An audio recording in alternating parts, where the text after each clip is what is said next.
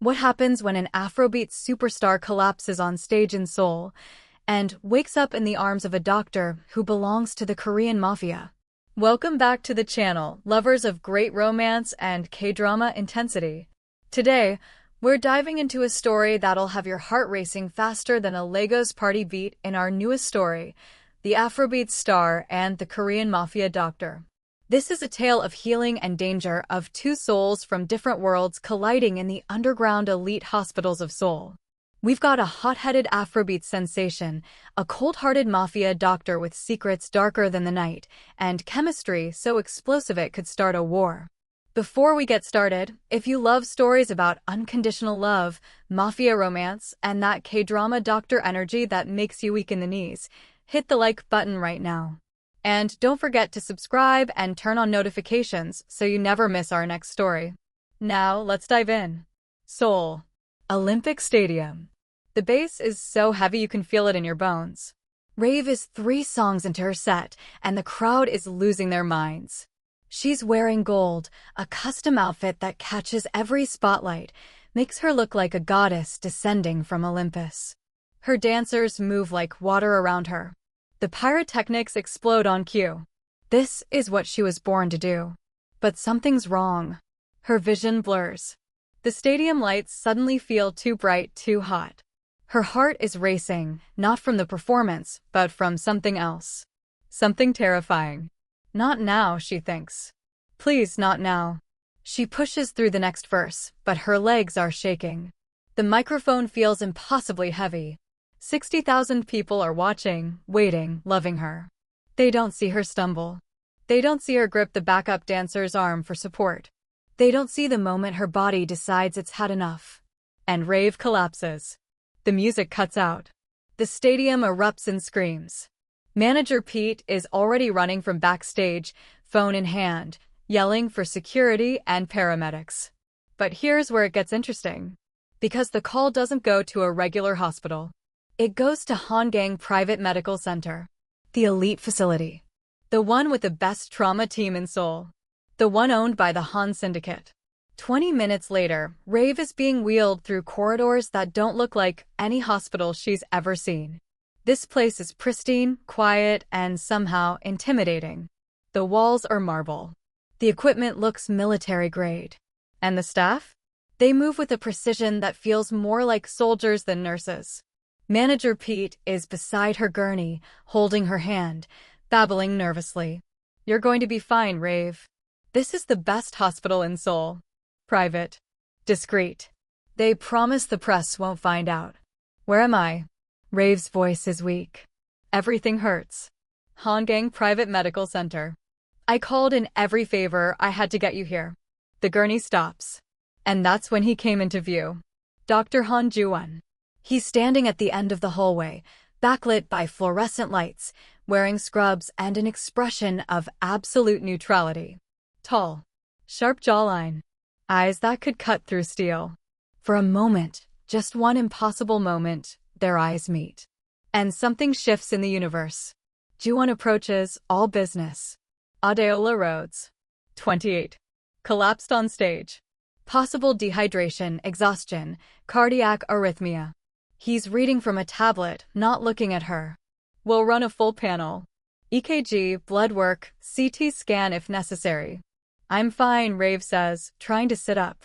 I just need water and... You collapsed in front of 60,000 people, Ju-won says flatly. You're not fine. Their eyes lock again. This time, there's a spark of defiance in hers. Challenge in his. Pete clears his throat awkwardly. Doctor, I can assure you, Miss Rhodes just needs rest. I'll determine what she needs, Ju-won interrupts. Then, finally, he looks at Rave directly. Really looks at her. You're in my care now. That means you follow my orders. Understood. Rave should be angry. She should snap back. But something about his voice, cold, commanding, but somehow safe, makes her hesitate. The examination room is nothing like a regular hospital room. It's too luxurious. Floor-to-ceiling windows overlooking the Han River. Art on the walls, actual art, not cheap prints. A leather couch in the corner. This isn't a hospital room. It's a suite. Rave sits on the examination table, electrodes attached to her chest, monitoring her heart rate. Manager Pete has been banished to the waiting room, something he protested loudly until one look from Dr. Han Ju-won shut him up completely. Now it's just the two of them. Ju-won reviews her charts in silence, his face unreadable. The only sound is the steady beep of the heart monitor and the distant hum of Seoul traffic below.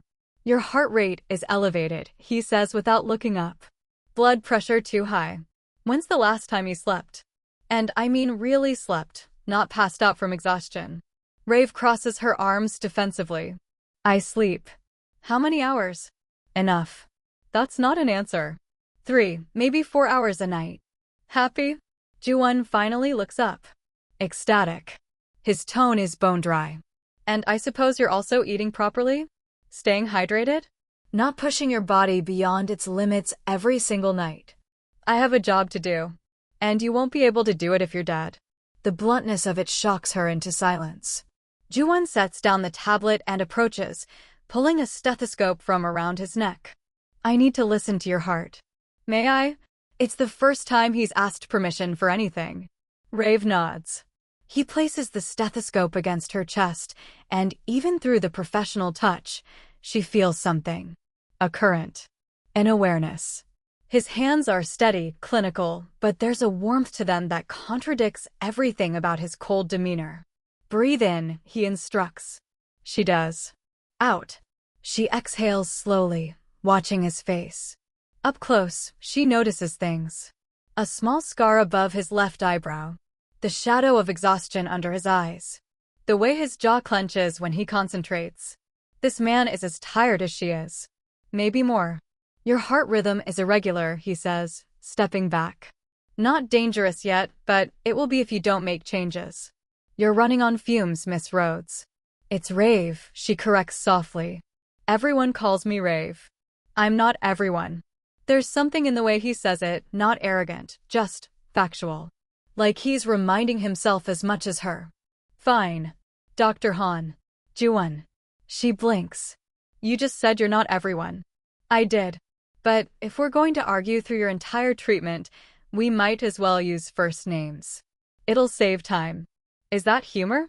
From Dr. Ice Prince? Before she can respond, the door opens. A nurse enters with lab results, bows respectfully to Ju-won, and exits just as quickly.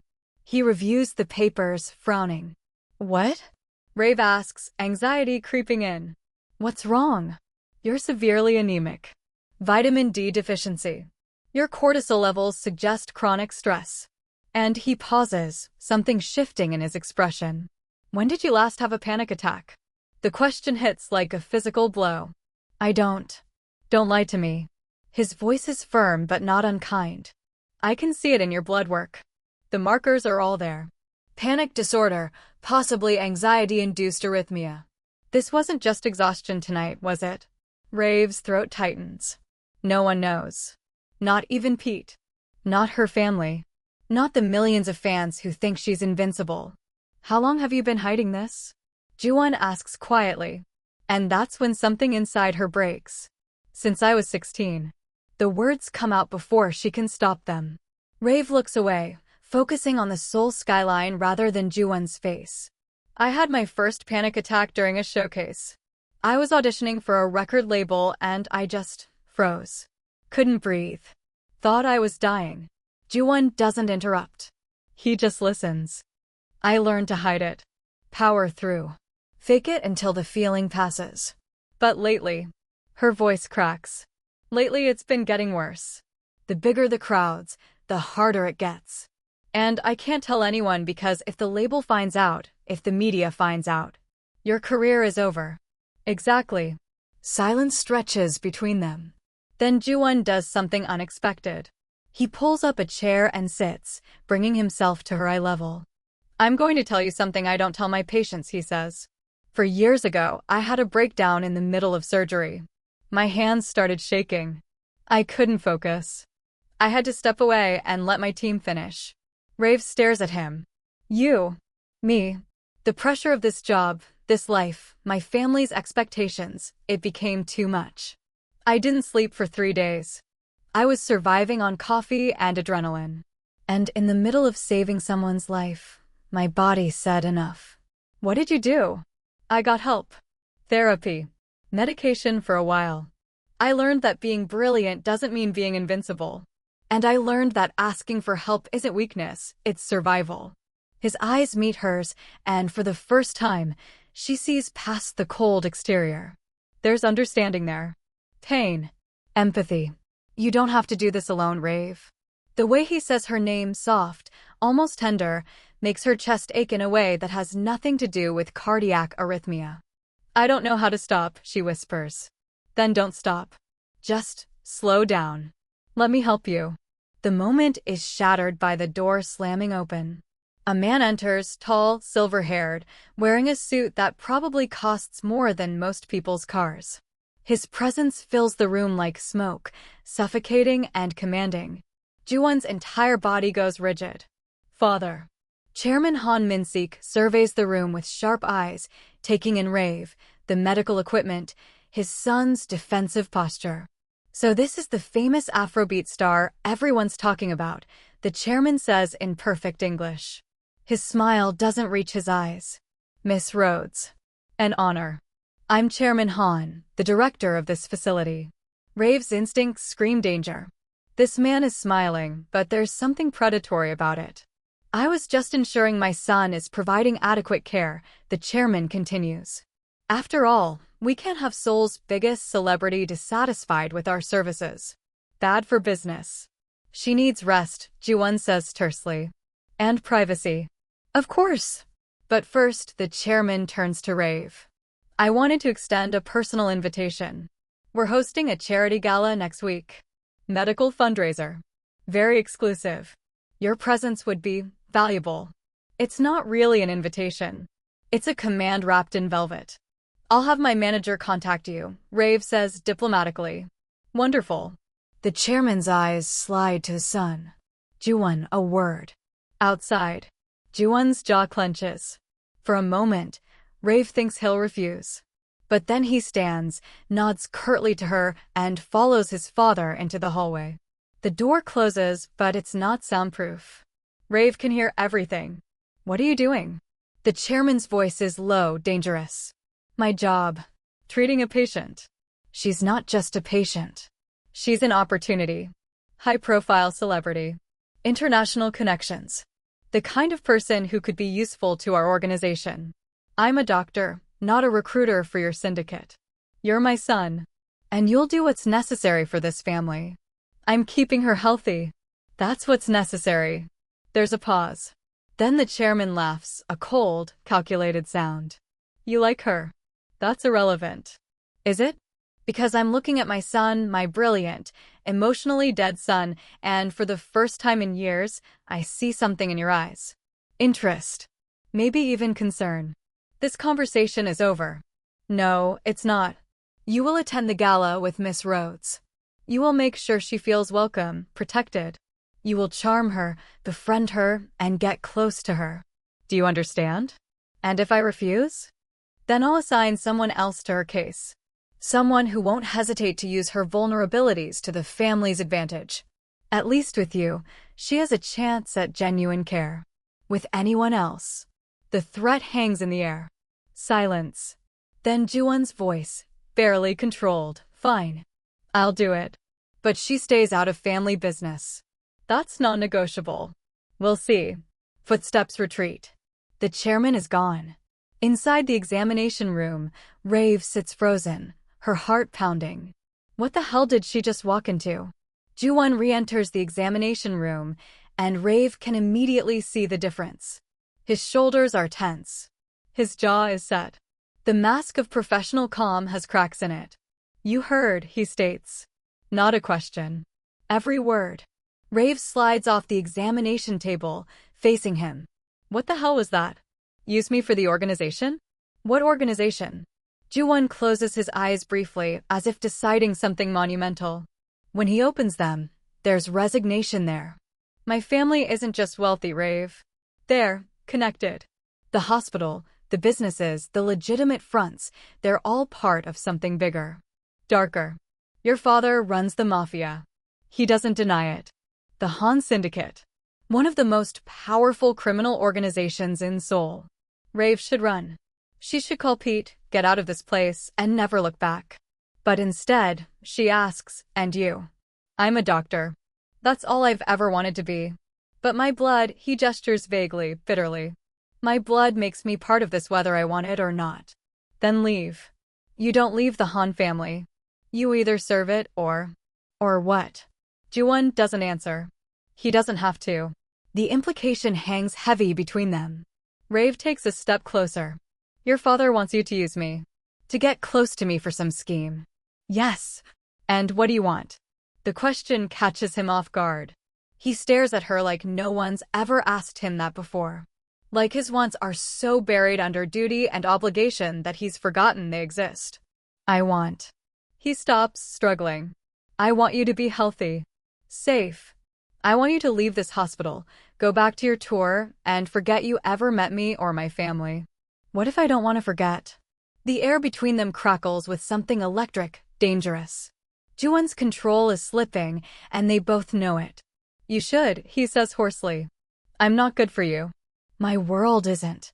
The heart monitor starts beeping erratically. Rave's pulse has spiked.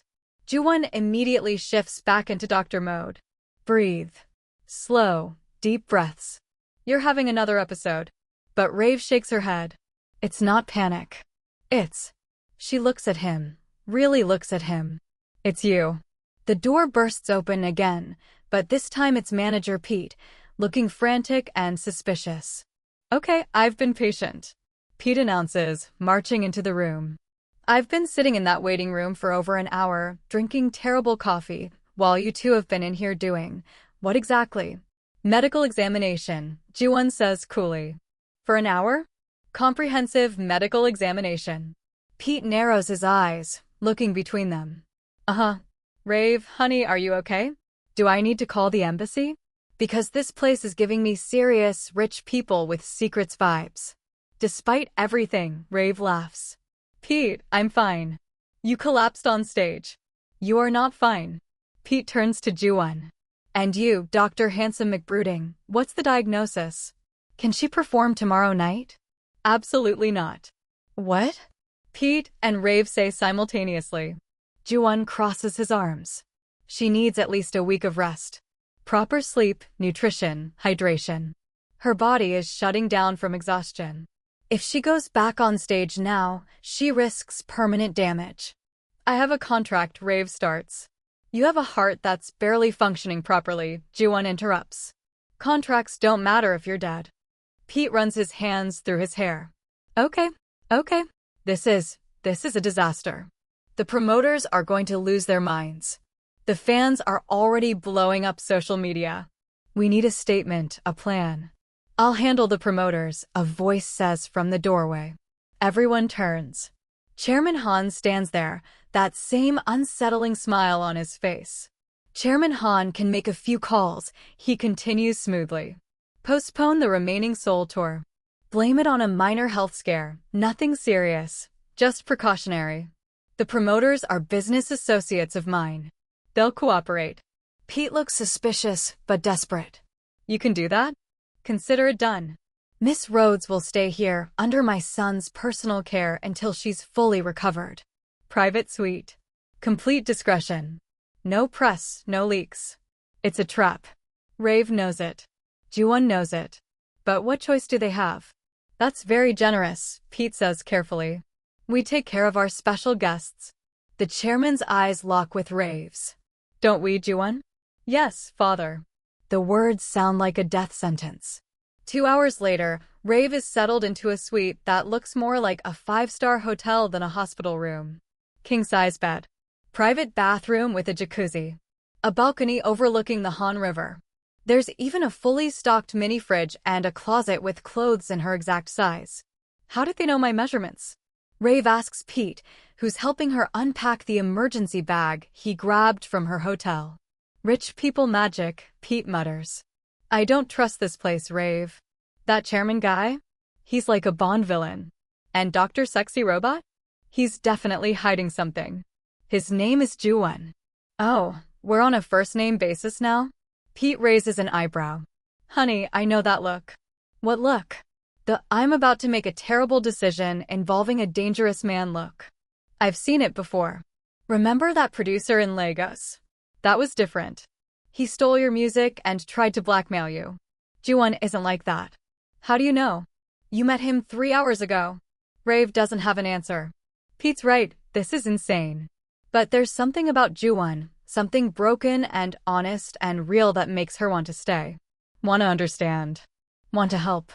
Just promise me you'll be careful, Pete says softly. These people are dangerous. I promise. Pete hugs her tightly, then leaves reluctantly, after Jiwon assures him that Rave will be monitored throughout the night.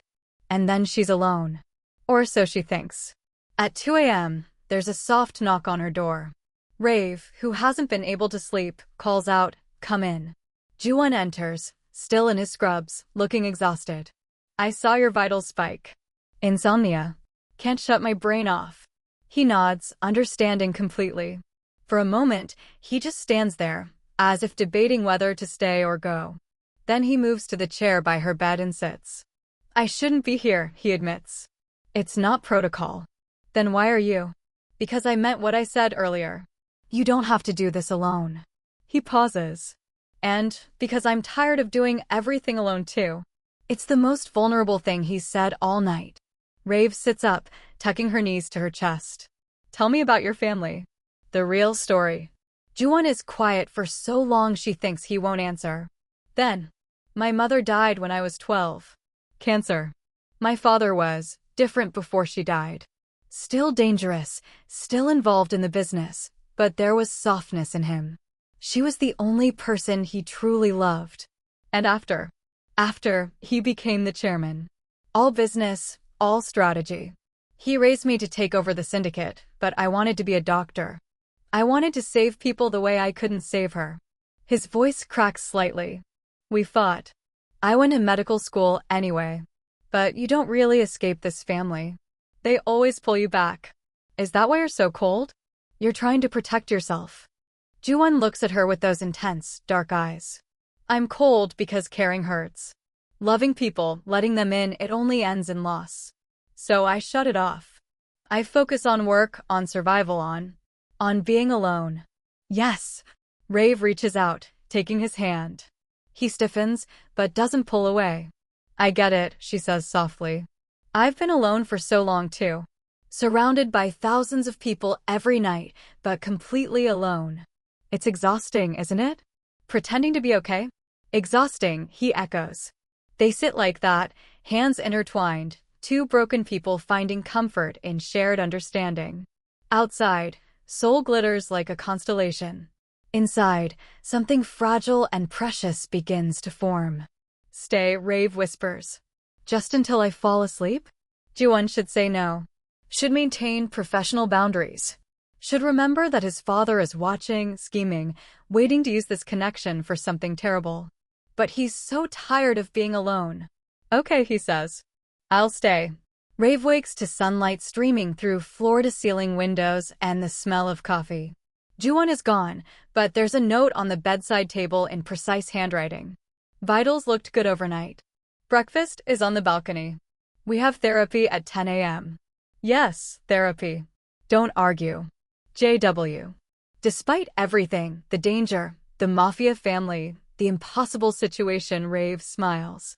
Maybe, just maybe, she's found someone who understands.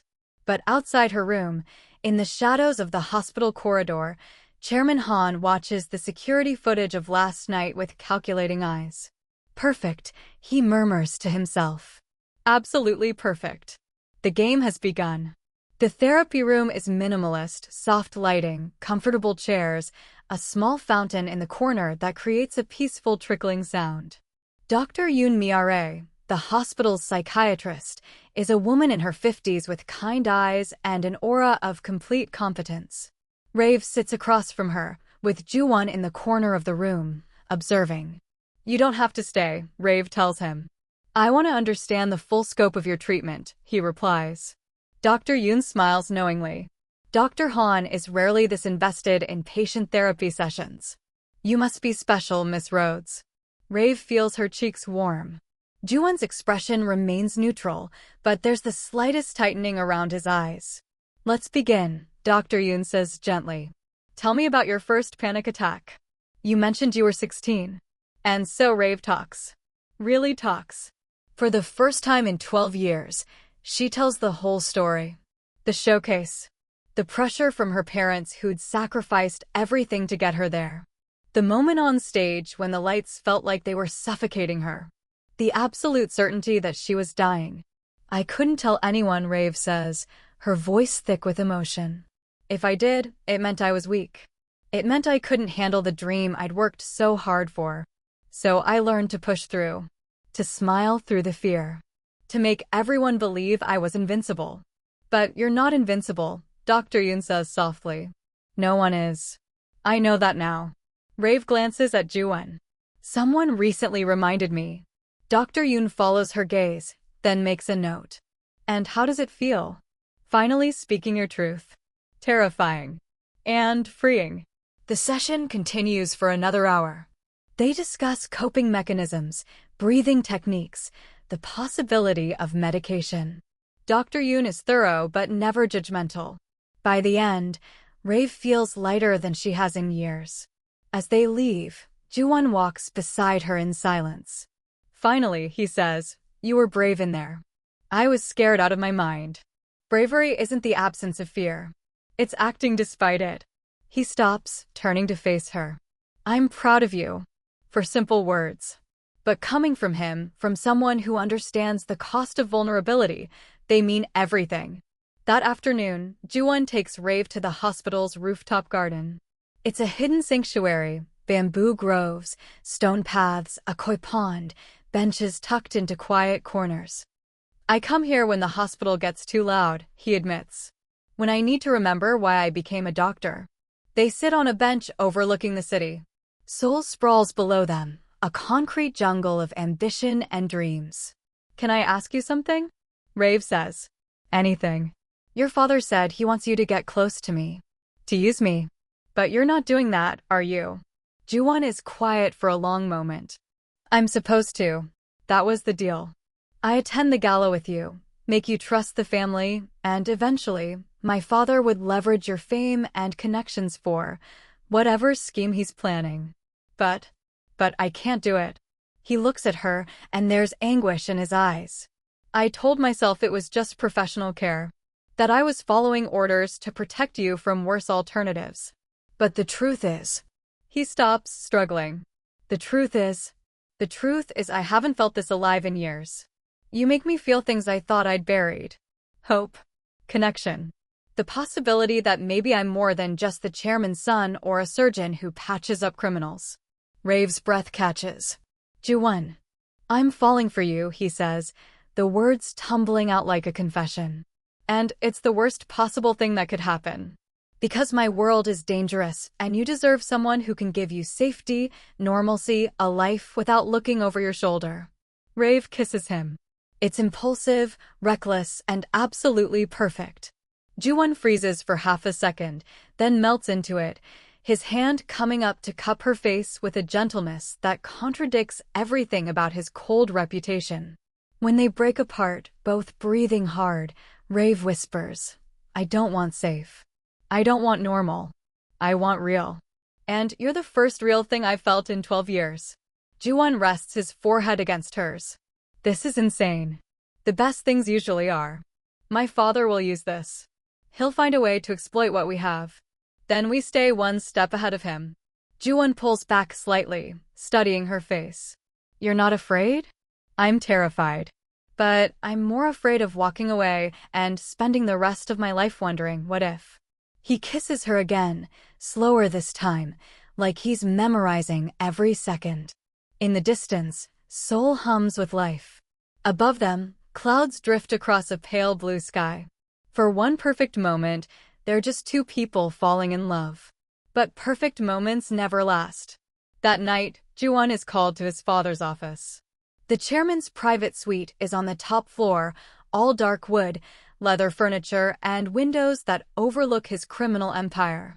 Chairman Han sits behind his desk, swirling whiskey in a crystal glass. Sit, he commands.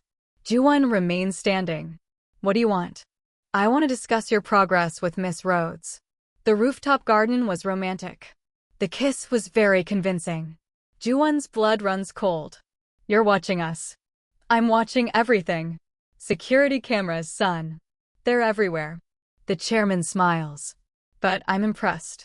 I didn't think you had it in you, genuine emotion. Unless. His eyes narrow. Unless it's not an act anymore. My relationship with Rave is none of your business. Everything in this family is my business. The chairman stands, moving around the desk. Here's what's going to happen. You're going to continue your romance. You're going to bring her to the gala. And there, you're going to introduce her to Minister Kang. The Minister of Culture? Ju-won's stomach drops. Why? Because Minister Kang has a problem. His son is involved in some unsavory activities. Activities that could ruin his political career. He needs someone with international influence to help rehabilitate his family's image. A celebrity partnership, perhaps. Concert fundraisers. Photo opportunities. You want to use Rave as propaganda for a corrupt politician. I want to help a business partner solve a problem. And in return, Minister Kang will make certain regulatory issues disappear for our operations. The chairman takes a sip of whiskey. It's just business, Ju-won. No, I won't do it. Then I'll tell Miss Rhodes the truth. That from the moment she entered this hospital, you were assigned to manipulate her. That every kind word, every vulnerable moment, every kiss, it was all part of the plan. The chairman's smile is vicious. How do you think she'll react to that? Ju-won's hands clench into fists. You're threatening me with the truth? I'm threatening you with her perception of the truth. You say you're falling for her? Prove it. Do this one thing and afterward, I'll leave you both alone. Refuse, and I'll destroy what you've built with her. I'll make sure she never trusts you again. You're manipulating both of us. I'm teaching you how this family works. We find people's weaknesses and we exploit them. Your weakness is that girl. Her weakness is her need to be loved, to be seen. And together, you're both weak enough for me to control. Ju-won feels trapped, suffocating. What if I tell her everything right now? What if I expose your plan? Then you'll lose her anyway. She'll run, and she should. But at least with my way, you have a chance. Play the game. Introduce her to the minister, and maybe, just maybe, you get to keep her. The chairman returns to his desk, dismissing him with a wave. The gala is in 5 days. Make sure she's ready. And Ju-won? Try to look like you're enjoying yourself. Desperation is so unattractive. Ju-won returns to Rave's suite hours later, his face drawn and exhausted. She's on the balcony, writing in a journal, song lyrics, scattered thoughts. Hey, she says, smiling. But the smile fades when she sees his expression. What's wrong? Nothing. Just hospital politics. Ju-won, I can tell when you're lying. He sits beside her, staring out at the river. Every fiber of his being wants to tell her the truth. To warn her. To let her run while she still can. But the chairman's words echo. You'll lose her anyway. The gala, he says finally. My father expects us to attend together. There will be politicians, business leaders, and press. It's important to him. Rave tenses. Important how? He wants to show you off. Prove that the Han family has connections to international celebrities. It's about prestige influence. And you're okay with that? No. But refusing would have consequences. Rave studies his face. You're scared. I've never seen you scared before. I'm not scared for me. I'm scared for you. He takes her hand. My father is dangerous, Rave. More dangerous than you realize. If I don't play along, he'll find ways to hurt you. Your career, your reputation, he has reach. So we play along. We go to the gala, smile for the cameras, and then what? Then I find a way to get you out of this. Out of Seoul, away from my family, somewhere safe. Rave's eyes narrow. You want me to leave? I want you to survive. And what about us? Ju-won's jaw clenches. This is the moment. He could tell her everything. Could confess his father's manipulation, the threats, the impossible choice. But fear stops him. Fear that she'll see him as weak. As trapped. As unworthy. There is no us if you're in danger, he says instead. It's the wrong thing to say. Rave pulls her hand away, hurt flashing across her face. So that's it? We kiss, you tell me you're falling for me, and now you're pushing me away. I'm trying to protect you. By making decisions for me? By treating me like I can't handle the truth. She stands, anger replacing hurt. I'm not some fragile thing that needs to be sheltered, Ju-won. I've survived panic attacks, industry pressure, and a childhood that would break most people. I can handle whatever your father is planning. You don't understand. Then help me understand. Stop keeping secrets and talk to me. Ju-won stands, torn between honesty and fear, love and duty. The words are right there, begging to be said. But the chairman's threat looms larger. I can't, he whispers. Rave stares at him, betrayal written across her face. Then maybe you should leave. Rave. Leave, Ju-won. Come back when you're ready to trust me the way I trusted you. He wants to fight. Wants to explain. But he's so tired of fighting losing battles. So he leaves. And Rave stands alone on the balcony, watching his retreating back, wondering if she just made the biggest mistake of her life. Or if he did. For 3 days, Ju-won and Rave don't speak. He continues her medical treatment, checking vitals, adjusting medications, ensuring she's healing, but it's all clinical now. Professional. The warmth is gone. He won't meet her eyes. Rave cooperates with the therapy sessions, the rest regimen, the carefully monitored recovery plan. But her heart isn't in it. She writes songs on her balcony, angry lyrics about trust and betrayal and men who won't let you in. Manager Pete notices immediately. What happened? He demands on day 2, finding Rave staring blankly at the Han River. Nothing. Don't nothing me. You and Dr. Dreamy had something. Now you're both walking around like heartbroken robots. What happened? Rave finally looks at him. He's hiding something, Pete. Something big. And he won't tell me what. Then maybe he's trying to protect you. Or maybe he doesn't trust me enough to let me help. Pete sits beside her, putting an arm around her shoulders. Honey, I know you like him. Hell, I like him too, even though he terrifies me. But this family, this place, it's not normal. Maybe he's keeping secrets because the truth is worse than you imagine. Then I want to know the truth. I deserve to know. Even if it destroys what you have? Rave doesn't have an answer to that. Meanwhile, Chairman Han is orchestrating his masterpiece. He calls Rave to his office on day 3, a summons, not a request. When she arrives, he's the picture of grandfatherly concern. Miss Rhodes. Please sit. How are you feeling? Better, thank you.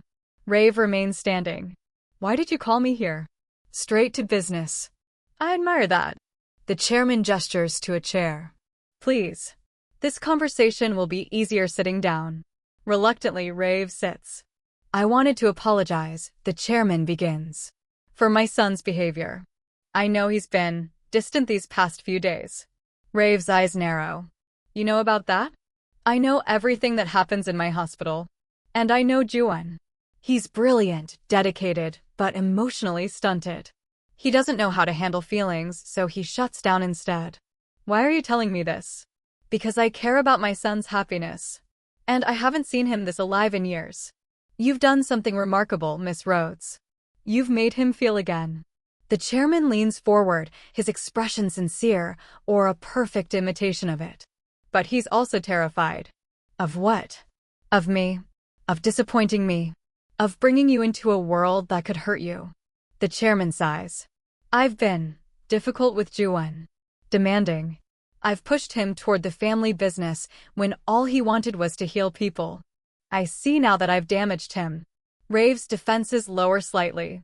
This version of the chairman, vulnerable, regretful, feels real. He thinks I'm going to use you, the chairman continues. That I invited you to the gala for some nefarious purpose. And yes, initially, I saw you as an opportunity. A celebrity who could bring prestige to our family. But seeing how you've changed my son?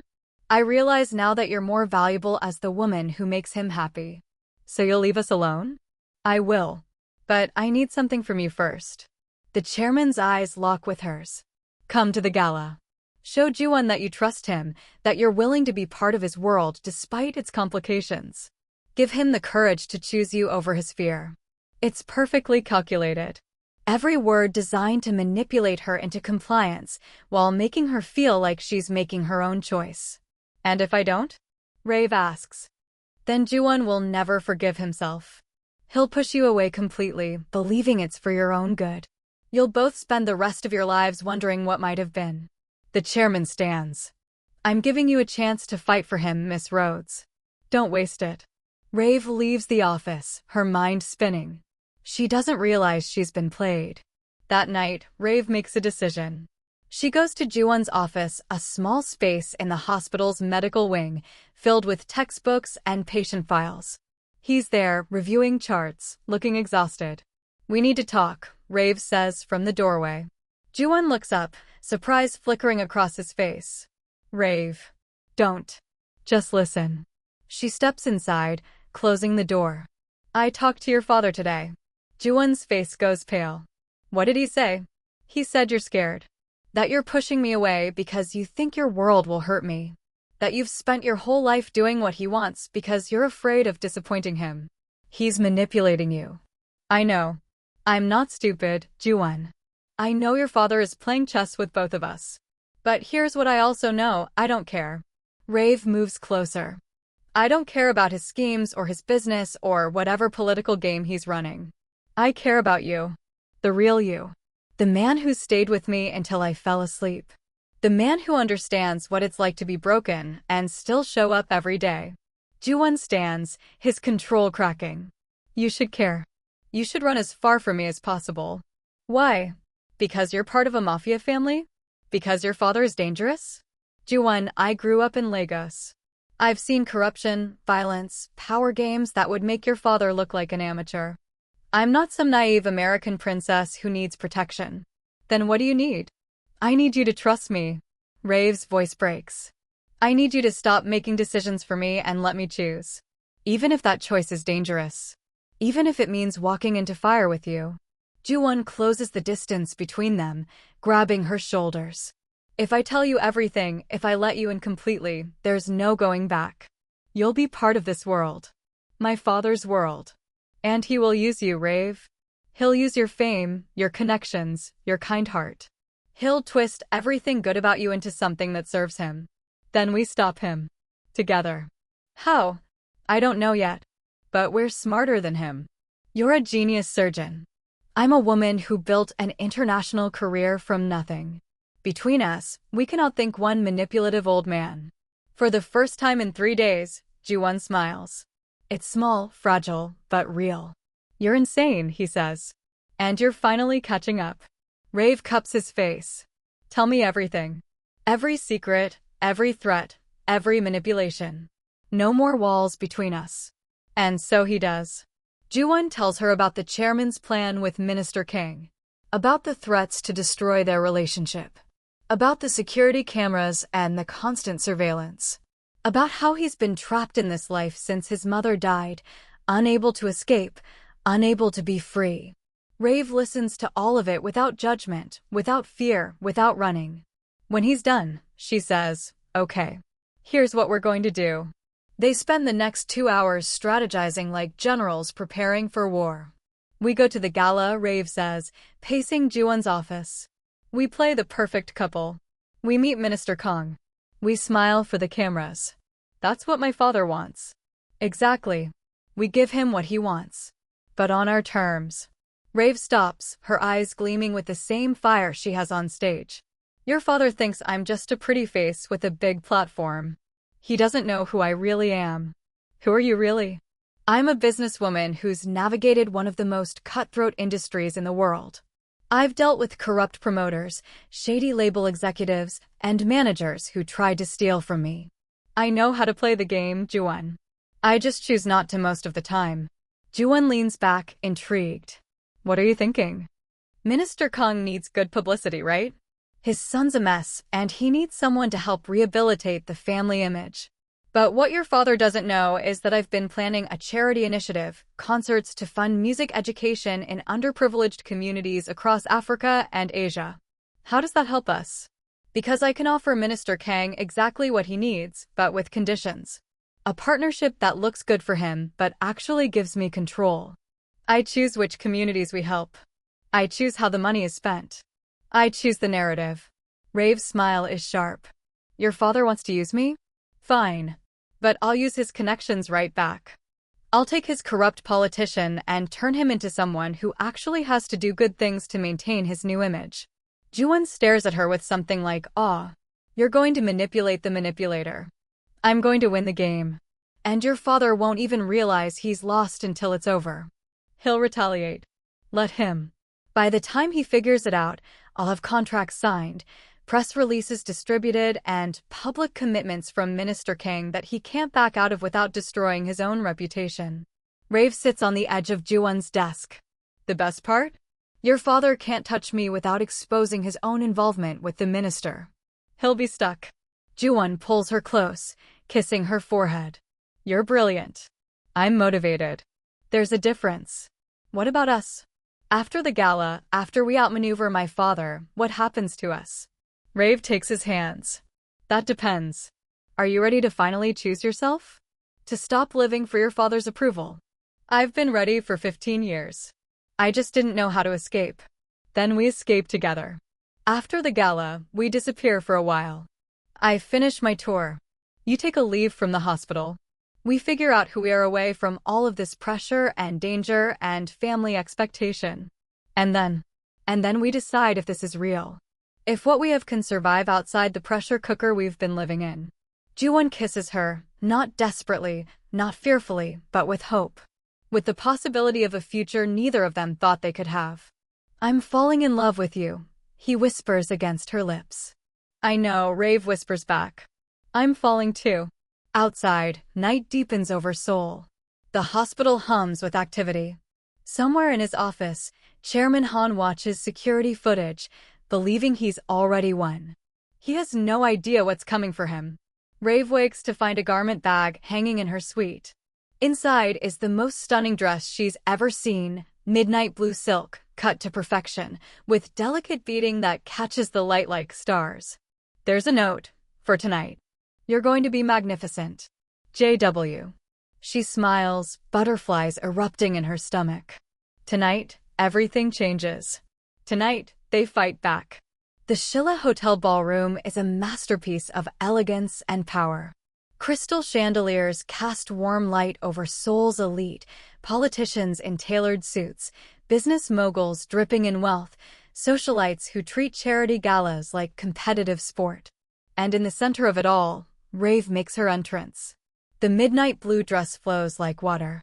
Her natural hair is styled in an elegant updo with gold accessories woven through. She's stunning, powerful, every inch the international superstar. But it's who she arrives with that makes the room stop and stare. Dr. Han Ju-won, in a perfectly cut black tuxedo, his hand resting protectively on the small of her back. For the first time in years, he's not hiding. Not shutting down. He's present, attentive, and clearly, undeniably in love. The whispers start immediately. Is that the Afrobeats Star? With the chairman's son? I heard she collapsed at her concert. They look absolutely perfect together.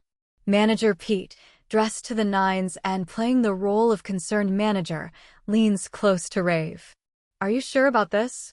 Absolutely not, Rave whispers back with a brilliant smile. But we're doing it anyway. Chairman Han approaches, his smile predatory. Miss Rhodes. You look exquisite. And Ju-won, he claps his son on the shoulder. You clean up well. Come, there are people you need to meet. And the game begins. Minister Kang is exactly what Rave expected, mid-50s, silver hair, politician smile that doesn't reach his eyes. His wife stands beside him, elegant and quiet. His son is notably absent. Minister Kang, may I introduce Miss Adeola Rhodes, the chairman says smoothly. The Afrobeats sensation I told you about. Minister Kang's eyes light up with calculated interest. Miss Rhodes. What an honor. I'm a great admirer of your work. My daughter plays your music constantly. Thank you, Minister. I'm honored to be here. Rave's smile is warm, genuine. Your chairman mentioned you're interested in cultural initiatives? Very much so. Korea is expanding its global influence, and partnerships with international artists like yourself would be invaluable. I'd love to discuss that. Rave's tone is casual, but her eyes are sharp. I'm actually developing a charity initiative, concerts to fund music education in underprivileged communities. Africa, Asia, perhaps even underserved areas here in Seoul. Minister Kong perks up. That sounds wonderful. It would require significant partnerships, of course. Government support, legitimate funding, complete transparency in how money is allocated. Rave pauses, letting each word land. I only work with partners who are committed to genuine change, not just photo opportunities. It's a test.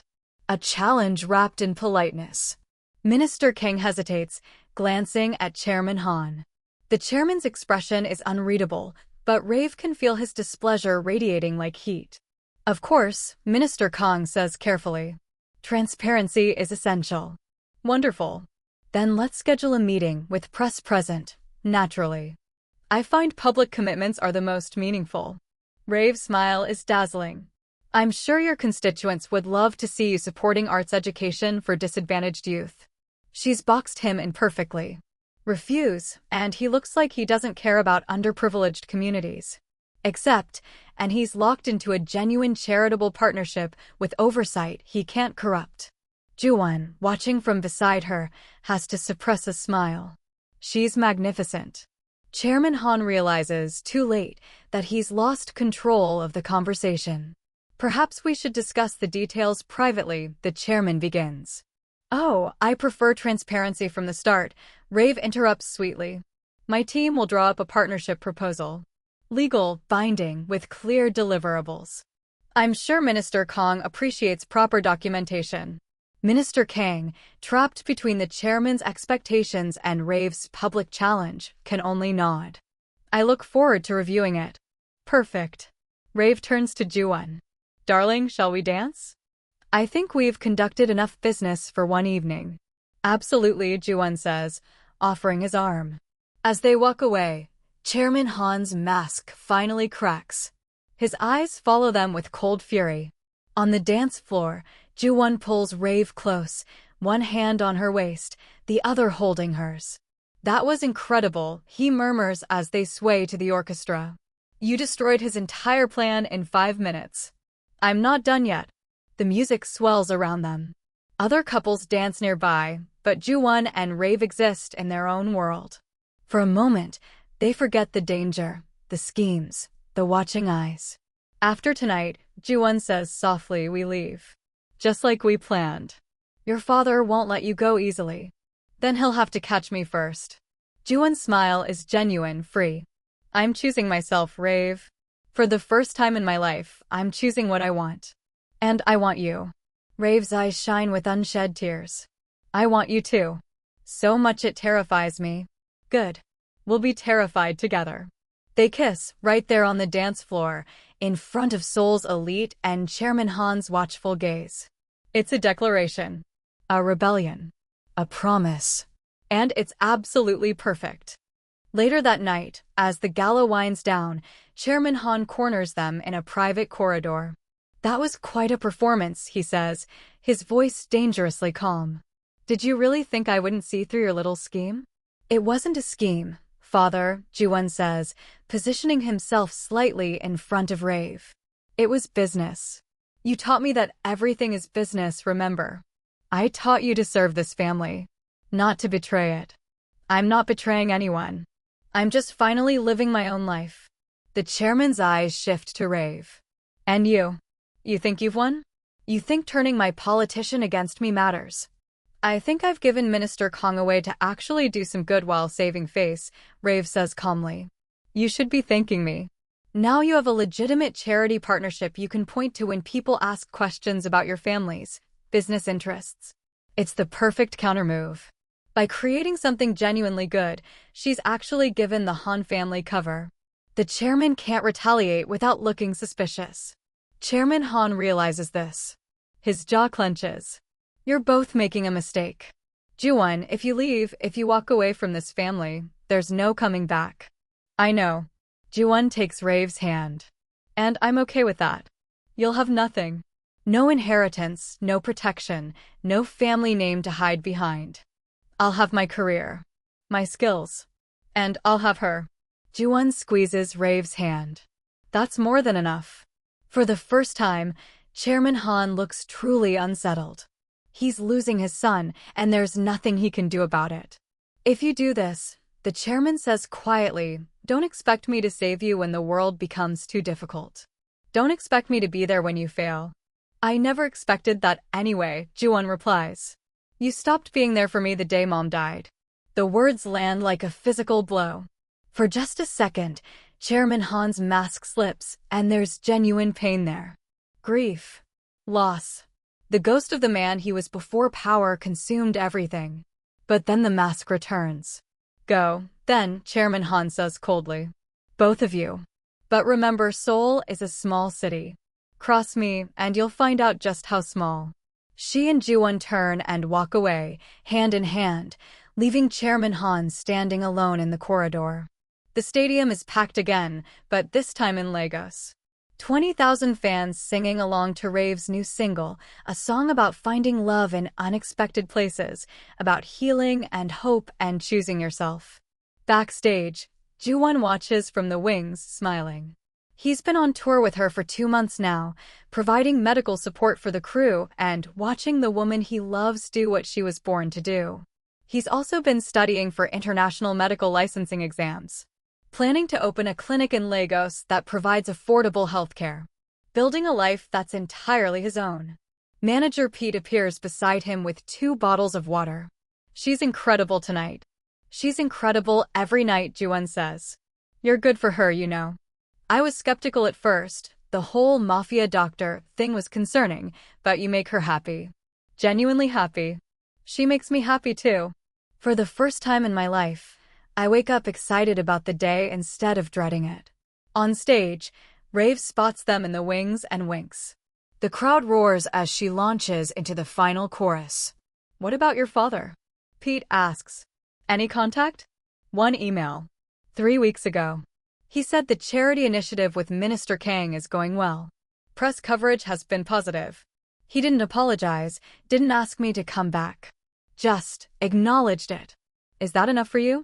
Jiwon considers this. It's a start. Maybe one day we'll reconcile. Maybe we won't. But I'm not living my life waiting for his approval anymore. The concert ends to thunderous applause. Rave runs off stage, sweaty and glowing and absolutely radiant. She jumps into Jiwon's arms, and he spins her around, both of them laughing. How was I? She asks breathlessly. Perfect. As always. Liar. I missed a note in the bridge. Then you were perfectly imperfect. Which is my favorite version of you. She kisses him, not caring that there are crew members and dancers and Pete making gagging sounds in the background. I love you, Rave says. I love you too. They stand there, wrapped in each other's arms, surrounded by the controlled chaos of backstage. 2 broken people who found each other in the darkest moment and chose to heal together. It's not a fairy tale ending. There will be challenges ahead, cultural differences to navigate, family tensions that may never fully resolve, the constant pressure of their demanding careers. But they'll face it together. And that's more than enough. Dear viewers, the Afrobeats Star and the Korean Mafia Doctor got their happy ending.